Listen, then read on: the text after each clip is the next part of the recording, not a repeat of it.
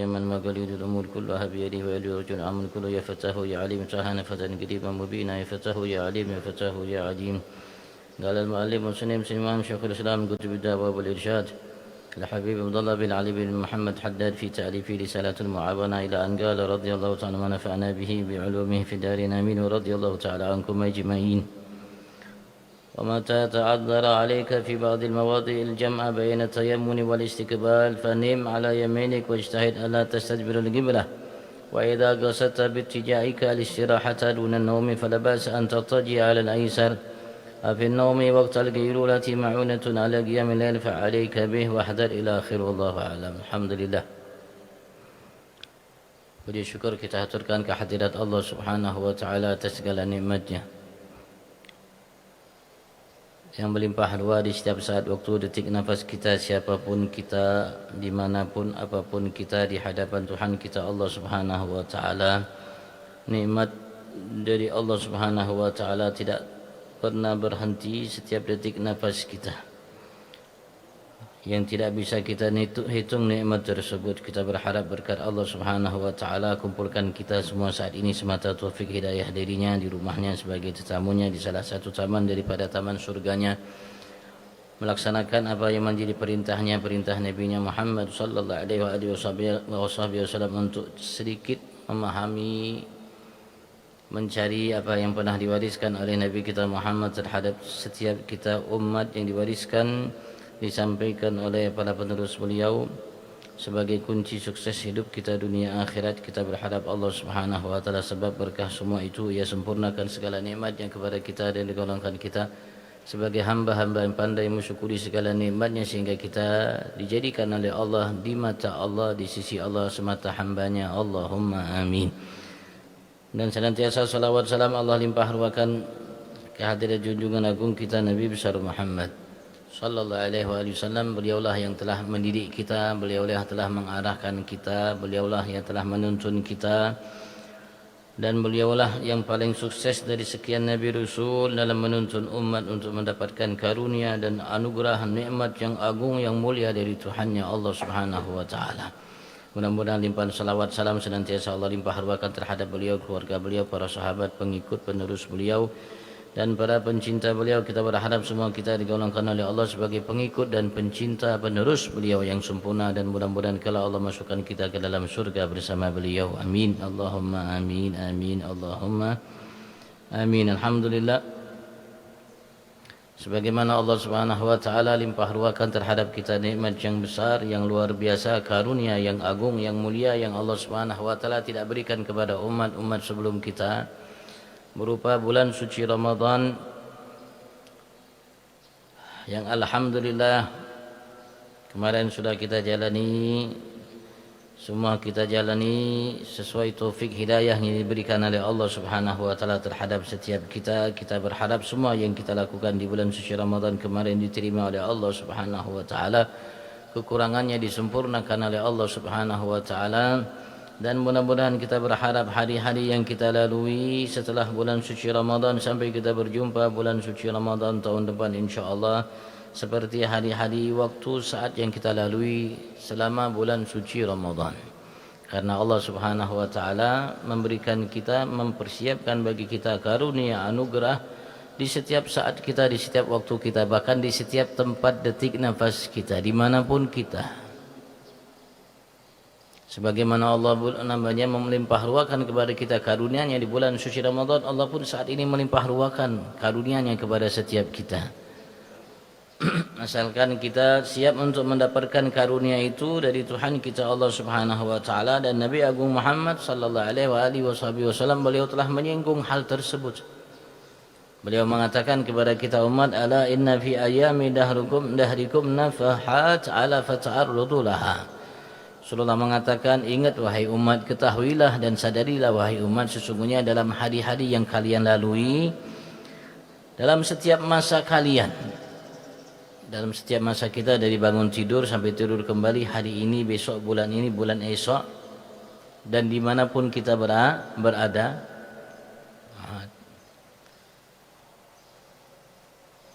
di jalan, di pasar, di mall, di kantor, dimanapun kita berada, nafahat, ada karunia-karunia yang disiapkan oleh Allah Subhanahu wa taala. Bukan satu karunia, Rasulullah mengatakan nafahat. Ada karunia-karunia yang tidak terhitung terhingga yang Allah siapkan bagi kita. Allah fata'arradu laha, Rasul sallallahu alaihi wasallam memberikan motivasi kepada kita, arahan kepada kita umat agar kita bersiap-siap, mempersiapkan diri kita untuk mendapatkan, merebut nafahat itu, anugerah-anugerah karunia-karunia tersebut yang Allah Subhanahu wa taala siapkan bagi kita dalam setiap masa yang kita lalui, dimanapun kita, dalam setiap detik nafas kita. Dan perlu kita sadari, pahami bahwasanya nafahat yang dijanjikan oleh Nabi Agung Muhammad, yang beliau mengatakan banyak anugerah-anugerah nafahat dari Allah itu, nilainya, ukurannya, bandingannya, persamaannya bukan dunia seisinya. Jauh lebih besar daripada dunia seisinya. Jauh lebih agung, jauh lebih mahal, jauh lebih mulia dari dunia seisinya. Satu nafahat dari nafahat yang banyak yang dijanjikan oleh Nabi Agung Muhammad, yang Allah siapkan bagi kita di setiap detik nafas kita, di bulan apapun, bukan hanya di bulan suci Ramadan, karena Allah bukan hanya Tuhan di bulan suci Ramadan, karena Allah Subhanahu wa taala Tuhan bagi setiap bulan. Dan Allah juga bukan hanya Tuhan bagi kita di masjid, di musalla, tapi Allah Tuhan bagi kita dimanapun kita berada, dimanapun kita berada. Alhamdulillah. Karunia besar dari Allah bagi setiap kita saat ini, karena kita jadikan lahir batin kita dalam ibadat kepada Tuhan kita Allah Subhanahu wa taala. Dan itulah yang diminta oleh Allah kepada kita selama bulan suci Ramadan, la'allakum tattaqun. Itu yang diminta oleh Allah di bulan suci Ramadan, karena ia bulan mulia, karena kebaikan dilipat gandakan oleh Allah. Dan begitu juga dosa yang kita lakukan, hukuman yang diberikan oleh Allah dilipat gandakan oleh Allah Subhanahu wa taala. Dan itu diminta oleh Allah juga bagi kita saat ini sampai kita berjumpa dengan Tuhan kita Allah Subhanahu wa taala. Ayo kita pertahankan apa yang kita lakukan di bulan suci Ramadan. Ya, paling tidak jangan sampai kita tinggalkan semuanya. Al-Quran jangan sampai kita tinggalkan semuanya. Jangan di bulan suci Ramadan kita buka Al-Quran habis Ramadan. Wallahu a'lam. Wassalam. Karena Al-Quran itu bacaan bagi para pengaku pecinta Allah dan Rasulnya. Setiap yang mengaku cinta Allah dan Rasulnya, bacaan idealnya yang paling dicintai olehnya, idolanya adalah Al-Quran. Dan Rasul mengatakan fihi naba'un man qablakum, di dalamnya ada berita, cerita, kisah, hikayat tentang umat-umat sebelum kalian. Kalau kita kepengen paham, mengerti umat, cerita, kisah tentang umat-umat sebelum kita, dari umat yang ada di masa Nabi Adam sampai sekarang. Bahkan Rasul mengatakan wanda ba'un man ba'dakum, cerita kisah tentang umat yang akan datang setelah kalian, nanti kelak di hari kiamat. Dan setelah kehidupan kita, semua ada di dalam kitab suci Al-Quran, yang merupakan panutan bagi setiap kita. Kalau kita jadikan Al-Quran di hadapan kita, maka Al-Quran artinya kita ikut langkah Al-Quran, mengikuti apa yang menjadi perintah Al-Quran, menjauhi apa yang menjadi larangan Al-Quran, dan berupaya untuk mengikuti jejak langkah Al-Quran, maka Al-Quran akan menggiring kita masuk ke dalam surga Allah Subhanahu wa taala. Mudah-mudahan Allah Subhanahu wa taala jadikan Al-Quran panutan kita, imam kita, sehingga ketika kita ditanya oleh malaikat Munkar Nakir di alam kubur kita, "Man imamuk?" Siapa imammu, pemimpinmu, panutanmu? Maka kita bisa menjawab, Al-Qur'anu imami. Allahumma amin. Sebelumnya Allah Haddad mengatakan Rasul sallallahu alaihi wasallam bersabda, berkata Ummu Sulaiman bin Dawud alaihi salam, berkata ibunya Nabi Allah Sulaiman bin Dawud, lahu terhadap Nabi Sulaiman. Coba kita perhatikan. Rasulullah mengatakan, berkata ibu Sulaiman, ibu baginda Nabi Allah Sulaiman bin Daud alaihi salam, ya bunayya, wahai anakku, La tuksirin nauma bil lail, jangan engkau memperbanyak tidur di malam hari. Fa inna man yuksirun nauma bil laili ya'ti faqiran yaumal qiyamah, sesungguhnya siapapun yang banyak tidur di malam hari akan datang kelak di hari kiamat sebagai seorang yang fakir. Maksudnya malam hari itu digunakan untuk beribadat kepada Allah Subhanahu wa taala. Karena secara namanya syariat kita dilarang, makruh untuk berbicara atau berbuat sesuatu yang tidak ada manfaatnya setelah salat Isya. Setelah salat Isya makruh, kita tidak baik untuk kita bicara yang tidak ada manfaatnya, yang tidak ada kaitan dengan zikrullah, ibadat kepada Allah Subhanahu wa taala setelah salat Isya. Apalagi kita gunakan malam yang begitu luar biasa untuk sesuatu hal yang tidak ada manfaatnya bagi kita.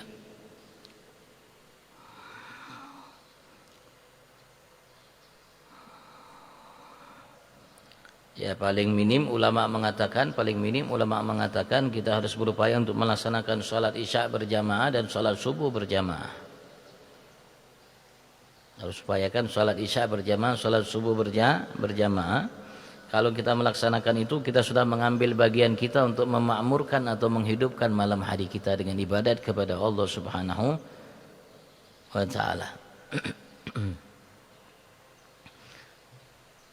Berkata Ibu Sulaiman, karena peran seorang ibu, seorang bunda luar biasa dalam keluarga, dalam mendidik seseorang anak, baik laki begitu juga perempuan. Peran seorang bunda amat sangat luar biasa dan amat sangat dibutuhkan. Sehingga ulama mengatakan perempuan itu bunda itu adalah madrasatul ula, sekolah yang pertama, didikan yang pertama bagi seorang anak. Didikan pertama mereka adalah bunda. Jadi bunda sekali lagi memiliki peran yang paling besar termasuk dalam mendidik seseorang anak. Dan selalu harus ia arahkan anak itu dengan baik. Walaupun ia serahkan anak itu di sekolah, baik di pondok pesantren, tetap peran ia dibutuhkan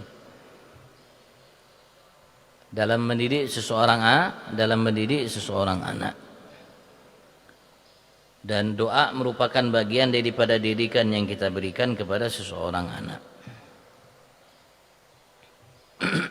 Karena itu kita dapatkan Al-Quran, banyak Allah Subhanahu wa taala mengutip doa-doa para nabi dan rasul yang mereka lantunkan, yang mereka panjatkan ke hadirat Tuhan mereka Allah Subhanahu wa taala untuk anak keturunan mereka. Termasuk doa yang ma'ruf, yang masyhur, yang selalu ayatnya dibaca setiap kali kita bertasmiyah. Setiap kali kita ingin mentasmiyah anak kita, baik laki atau perempuan, biasanya dibacakan dalam surat Al-Imran, ayat yang Allah Subhanahu wa taala telah bercerita kepada kita tentang cerita yang terjadi di umat sebelum kita, yang tidak jauh dari kita. Apa yang dilakukan oleh Bunda Maryam, namanya Hannah, ketika ia hamil. Ketika ia hamil, dia ada harapan, permohonan kepada Tuhan yang Allah Subhanahu wa taala untuk Allah jadikan anak ini anak yang baik.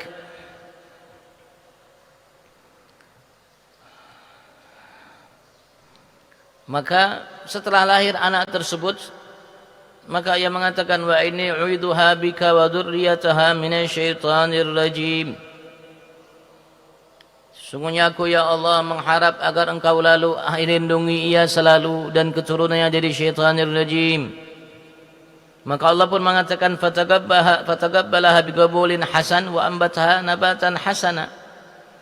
Singkat cerita, begitu juga Nabi Allah Zakaria kala itu, setelah ia menjadi pengasuh Siti Maryam, dan ia melihat dengan mata kepalanya karamah kemuliaan yang Allah berikan kepada Siti Maryam.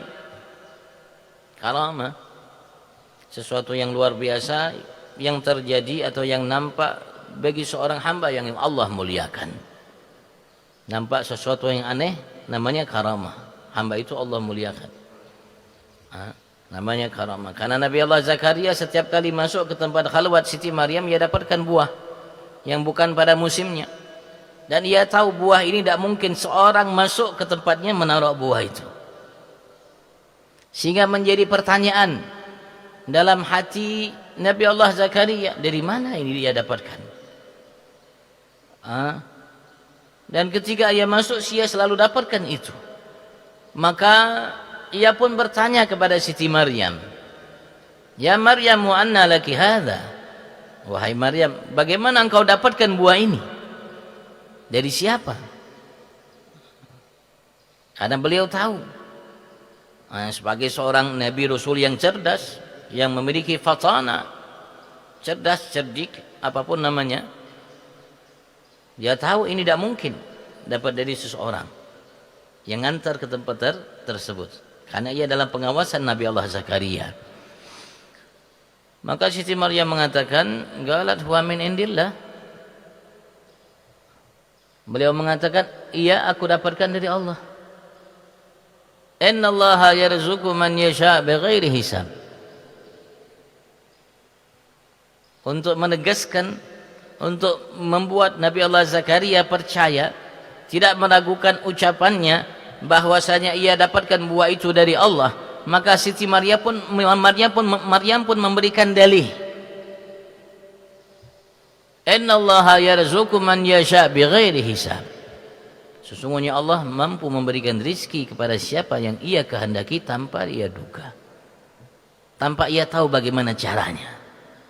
Nabi Allah Zakaria seorang Nabi Rasul beriman hal itu, tahu. Maka Nabi Allah Zakaria percaya, beriman. Begitu juga kita harusnya sebagai seseorang yang beriman kepada Allah Subhanahu wa ta'ala, harus percaya Allah Subhanahu wa ta'ala bisa memberikan rizki kepada kita tanpa kita tahu caranya, bagaimana abisinya. Maka Nabi Allah Zakaria pun terus berdoa di situ. Hunalik, di tempat itulah, da'a Zakaria rabbah. Nabi Allah Zakaria memohon kepada Tuhannya Allah, "Rabbi habli min ladunka dzurriyyatan thayyibah innaka sami'ud du'a." Doa dari Nabi Allah Zakaria agar Allah berikan ia keturunan yang baik. Dzurriyyatan thayyibah, keturunan yang baik.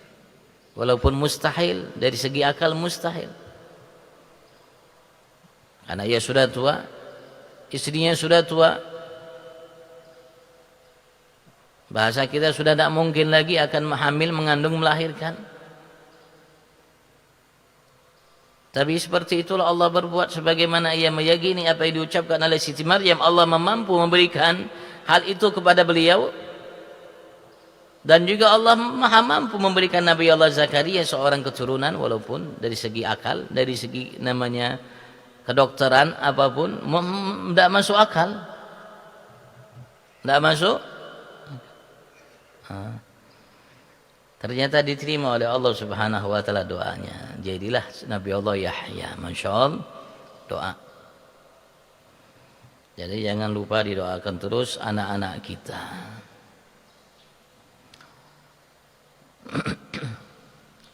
Beliau menyarankan bahwasanya ketika kita tidur, kalau bisa tidur kita menghadap namanya sebelah kanan. Sebelah kanan, sebagian tubuh kita sebelah kanan. Artinya tubuh kita dibaringkan, diangkat sebelah kanan. Seperti tidurnya, baringnya seorang mayit. Mayit tidak terlentang, mayit tidurkan sebelah kanan. Menghadap begitu juga tidur kita. Sebaiknya seperti itu, dan itu tidur yang diajarkan oleh Nabi Agung Muhammad terhadap kita umat. Dan itulah tidurnya Nabi Muhammad dan kita umat. Sementara Nabi Rasul mereka tidak tidur seperti itu, begitu juga umat mereka. Hanya kita umat Nabi Agung Muhammad yang diberikan arahan oleh Nabi Muhammad untuk tidur seperti itu posisinya. Beliau mengatakan wa ma ta'adzar 'alaika fi ba'dil mawadi'. Kalau bisa menghadap kiblat tidurnya namanya arah sebelah kanan. Tidur mayit seperti itu.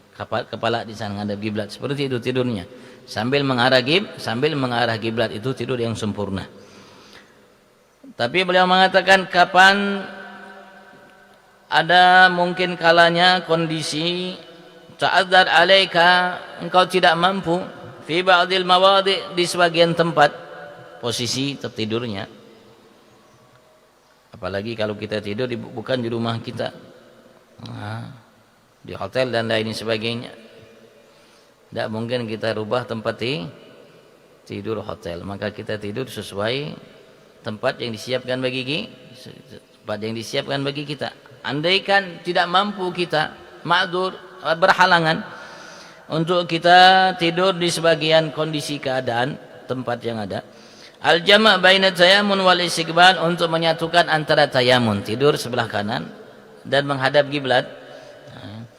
Fanim ala yaminik, kira-kira milih gimana? Kalau kita tidur sebelah kanan, kita tidak menghadap kiblat. Kalau kita menghadap kiblat, kita tidak tidur di arah sebelah kanan.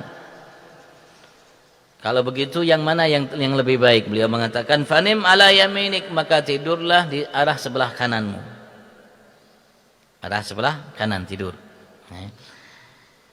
Wajtahid, dan berusahalah Allah tastadbiral qiblah, agar engkau tidak membelakangi kiblat. Berusaha agar tidak membelakangi kiblat. Tapi kalau memang terpaksa, kalau tidur sebelah kanan membelakangi kiblat, tidur ke arah sebelah kanan. Tapi beliau mengatakan kalau bisa berusaha untuk tidak membelakangi kiblat dengan posisi tersebut. Wa idza qasadta bittijaik al-istiraha dunan naum, dan apabila engkau bertujuan ketika engkau berbaring, istirahat, tujuannya hanya sekedar istirahat, bukan tidur. Tujuannya hanya sekedar istirahat, bukan untuk tidur. Fala ba'sa an tattaji 'alal aisar, maka tak jadi masalah engkau namanya berbaring di arah sebelah kirimu. Sebelah kanan tidak bisa, sebelah kiri tidak jadi masalah. Sebelah kiri kalau seandainya tujuannya bukan untuk tidur, hanya istirahat. Sebentar berbaring sebentar.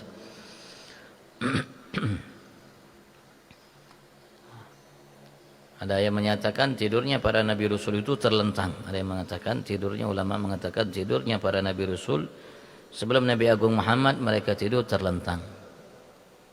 Ada batas. Wa fi an-nawmi waqtal qailulati ma'unatun ala qiyamil lail fa 'alaika bih.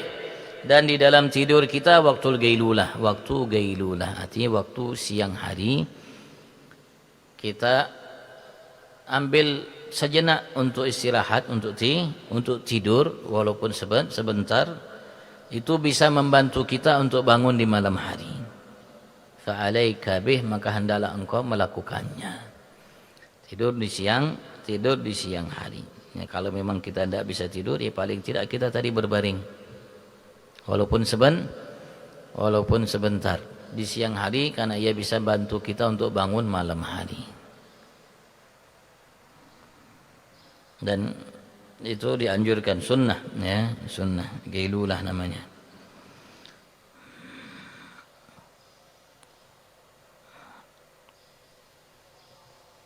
Dan malam hari itu waktu istirahat. Malam hari waktu istirahat. Orang bahari itu, orang dahulu, mereka istirahatnya cepat. Mereka habis salat Isya, mereka istirahat cepat. Kemudian mereka bangun juga cepat. Bangun juga mereka cepat.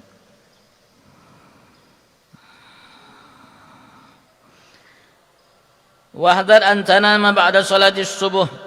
Hati-hati, awas, kata beliau. Diingatkan oleh beliau, an tanama, jangan sampai engkau tidur ba'da salati subuh, setelah salat subuh langsung. Di salat subuh jangan langsung tidur. kecuali dalam perjalanan. Kecuali kalau ada halangan, mungkin capek, sakit dan lain sebagainya. Tapi biasakan jangan tidur langsung setelah sholat subuh. Kalau mau tidur nanti habis matahari terbit. Kalau mau tidur baru tidur. Fa'innahu yamna'u rizqa, sesungguhnya ia bisa mencegah rizki. Karena di waktu habis sholat subuh ini Allah bagikan rizki. Rizki yang hissi, rizki untuk kebutuhan kita, rizki untuk kebutuhan kehidupan kita.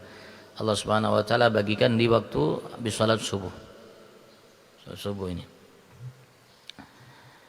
Kalau kita tidur tidak dapat bagian takutnya, maka beliau mengatakan jangan tidur. Au ba'da sholatil asri, atau juga awas hati-hati jangan kau tidur setelah sholat asar. Kecuali tadi ya, kecuali mungkin sakit dan lain sebagainya. Fa innahu yurithul junun, sesungguhnya ia bisa mewariskan, mengakibatkan al-junun, penyakit gila. Ya walaupun mungkin tidak gila 100%, tapi seperti orang gila. So, habis sholat asar. Dan juga habis sholat asar itu Allah Subhanahu wa taala berikan rizki maknawi. Habis sholat asar rizki maknawi Allah Subhanahu wa taala berikan ba'da sholatil asar. Kalau ba'da sholatil subuh rizki yang hissi Allah berikan Allah bagikan habis sholat subuh. Dan duduknya kita habis sholat subuh seperti ini bisa menghasilkan rizki dari Allah Subhanahu wa taala yang tidak bisa dihasilkan orang yang mencari rizki dengan keliling, bahkan mengelilingi dunia pun.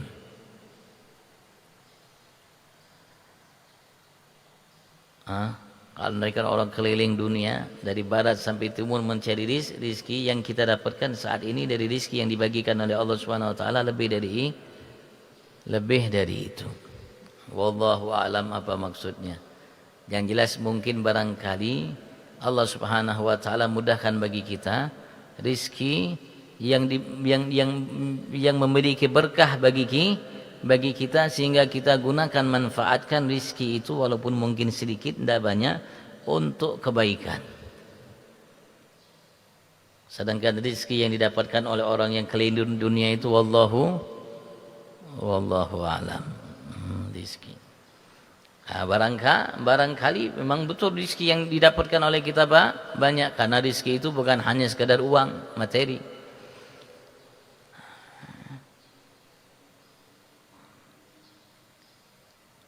Banyak bentuk rizki yang mungkin sampai saat ini kita belum tahu apa itu bentuknya. Yang dibagikan oleh Allah Subhanahu wa taala bagi kita. Au qabla sholatil isya, atau juga awas hati-hati kalau bisa jangan sampai engkau tidur sebelum sholat isya malam hari. Fa innahu yurithul arik, sesungguhnya ia bisa mengakibatkan arik. Arik itu tidak bisa tidur. Tidak bisa, mau jam tidak bisa, kanan tidak bisa, kiri tidak bisa, tidak usah untuk tidur tidak bisa. Itu kalau kita tidur sebelum sholat isya kita tidur, kemudian sholat bangun kita sholat isya, nanti setelahnya kita susah untuk tidur. Maka kalau bisa sebelum sholat isya, kata beliau jangan tidur, kecuali tadi ya kalau memang sakit dan lain sebagainya. Tapi kalau tidak jangan. Jadi beliau ingatkan, jangan tidur habis sholat subuh langsung, bisa menghalangi rizki yang dibagikan oleh Allah. Jangan tidur habis sholat asar, karena ia bisa menyebabkan namanya kegilaan. Dan jangan tidur sebelum sholat isya, karena ia bisa mengakibatkan kita tidak bisa tidur. Mungkin bahasanya sebagian bahasa orang uring-uringan mungkin ya bahasanya. Bahasa Jawanya uring-uringan, tidak bisa tidur. Wa idza ra'aita fi manamika wallahu a'lam. Jika engkau melihat dalam tidurmu mimpi, wallahu a'lam. Sekali lagi Ayo mari kita bersama-sama selalu berupaya untuk menjadi hamba yang bertakwa kepada Allah. Lahir batin kita, ucapan perbuatan kita,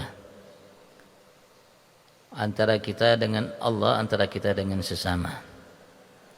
Karena ketakwaan itu akan menghantarkan kita hidup bahagia, sukses, selamat dunia akhirat. Tanpa ketakwaan kepada Allah Subhanahu wa taala, mustahil kita akan mendapatkan hidup bahagia.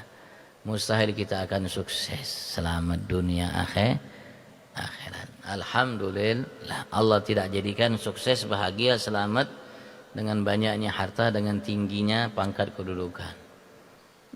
Tapi Allah Subhanahu wa taala Maha Adil. Maka Ia jadikan bahagia, sukses, selamat itu dengan hanya ketakwaan kepada Allah Subhanahu wa taala. Dan semua kita bisa mendapatkannya, melakukannya. Mudah-mudahan Allah jadikan kita semua hamba yang bertakwa. Allahumma amin. Allahumma amin. Allahumma amin. Oke, kalau ada yang ditanyakan, fadhal.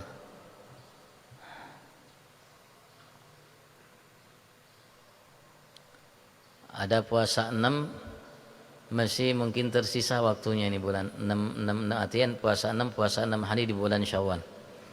Masih ada waktunya bagi seseorang di antara kita yang ingin menjalaninya. Kalau memang ia mampu, alangkah baiknya ia jalani.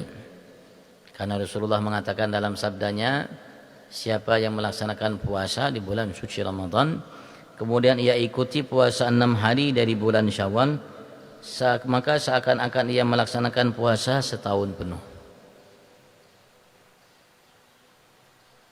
Ulama mengatakan seakan-akan ia puasa wajib setahun penuh. Nah, kalau memang ada kesempatan, ada kemudahan, kalau bisa jangan ditinggalkan. Apalagi kalau kita kemarin mungkin puasa, kemarin ada yang tinggal-tinggal karena sakit dan lain sebagainya, bisa kita qadha di bulan Syawal ini sambil kita niatkan puasa 6. Allah alam.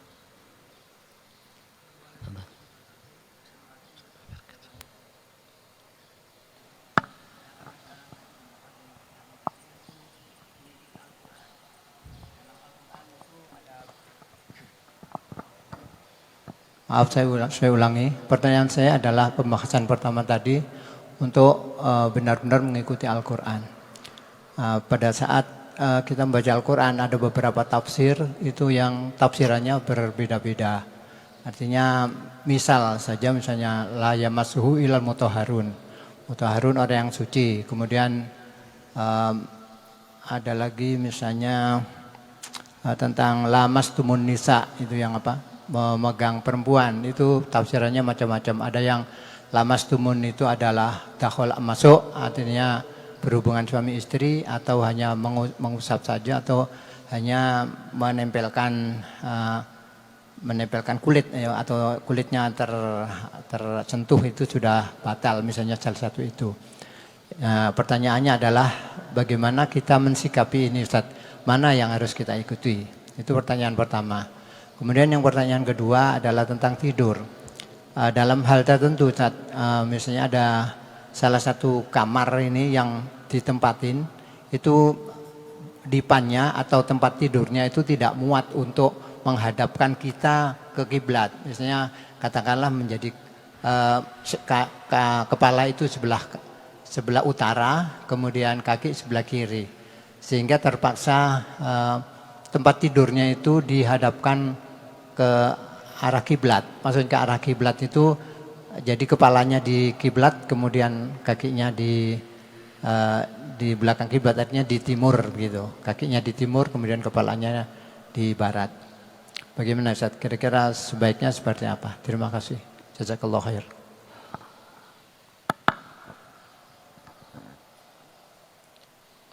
Kalau memang kita bisa menjalankan dengan pendapat yang namanya yang kuat, dan semua pendapat yang ada lebih baik.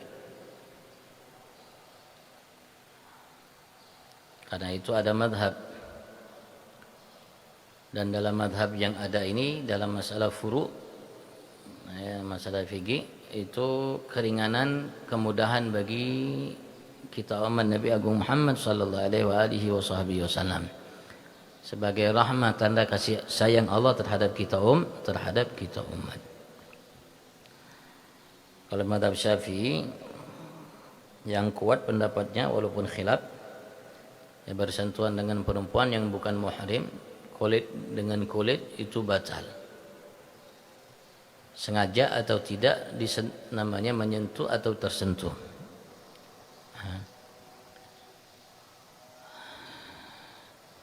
Kalau memang seperti itu baiknya ya kalau ketika kita ingin melaksanakan sholat maka kita wudhu kembali. Kalau sholatnya wajib maka ya alangkah amat sangat baiknya kita wudhu. Kalau mungkin sholat sunat ya mungkin tidak jadi masalah, karena kalau kesannya kita takut kalau tidak sholat saat ini kita tidak akan sholat ya sholat. Sholat, tapi kalau sholat wajib ya kalau bisa kita wudhu kemudian kita sholat. Kecuali kalau memang waktunya mepet. Kalau kita wudhu dulu habis waktu maka kita sholat.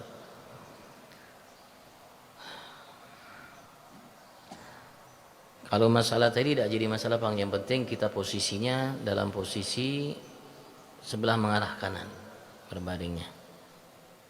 Seperti tidurnya orang mayit tadi ya, artinya posisi sebelah kanan itu. Kalau memang kita mampu menjadikan itu, walaupun posisi kakinya, kepalanya dan lain sebagainya, itu yang jelas ya kalau bisa tadi kata beliau, kalau bisa menghadap kiblat sambil tidur arah sebelah kanan, kalau tidak ya tidur arah sebelah kanan, kalau bisa usahakan untuk tidak membelakangi kiblat. Itu aja.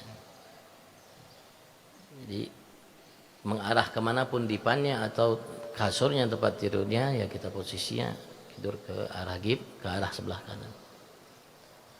Sunnah Rasulullah biasa naruh tangannya di pipinya ketika beliau tidur, dan kalau bisa tidur dalam kondisi suci agar kita dijaga oleh Allah Subhanahu Ta'ala dari hal yang tidak kita inginkan, karena malam hari banyak hal yang tidak kita inginkan.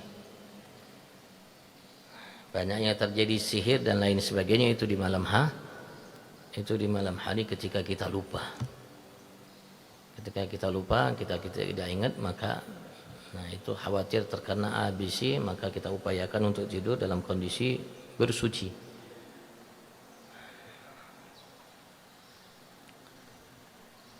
Usahakan. Allah a'lam. Pada Allah SWT berikan kita sehat afiat. Allah mudahkan langkah kita sempurna dalam mengikuti jejak langkah Nabi Agung Muhammad. Dan mudah-mudahan kita dijadikan oleh Allah semata sebagai hambanya. Allah luaskan rezeki kita lahir batin. Allah jadikan kita hamba yang sukses dunia akhirat fi afiyah wa ila hadratin Nabi Sayyidina Muhammad sallallahu alaihi wasallam. Al-Fatihah.